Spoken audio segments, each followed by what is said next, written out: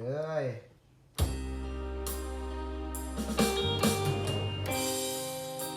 ซ้อมคีย์บอร์ดเด้อพี่น้องแล้วซ้อมคีย์บอร์ดว่าหนาวงซ้อมเองเลยได้นี่ย่านเท้าข้างบ้าน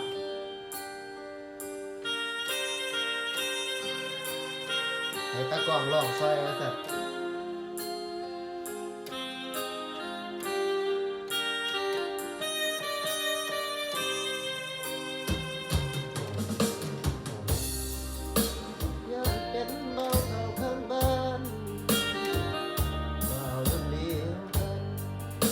เขาก็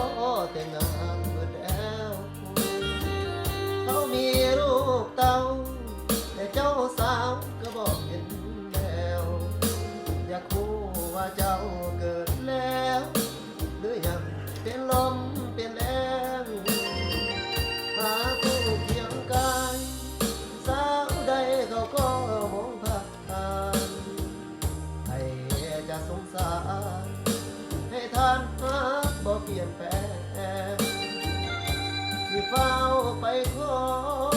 ให้พ่อให้หาวันแต่งเพื่อฝันหาสาวแก้มแดงอยากมีคู่แต่งยานเขาเต็มที่ยังอายบ่รอพ่อไปวัดไปว่าสาวได้มาเป็นภรรยาหาหวังว่าน้องอ้อมใจอ้อมแขนไอ้คอยสาวคนใจดีอยากแต่งงานปีนี้ยันเขาดีคอยโคอยู่นะบอกเคยมีแฟนนำเขาลมสางบอกเก่งเงาเสียงเพลงอ้อนสาวขอความสัมพันธ์หวังว่าพวกสาวที่เมตตาสงสารอย่าปล่อยให้อายคอยนานมาแต่งงานกันหน้าหนาวปีนี้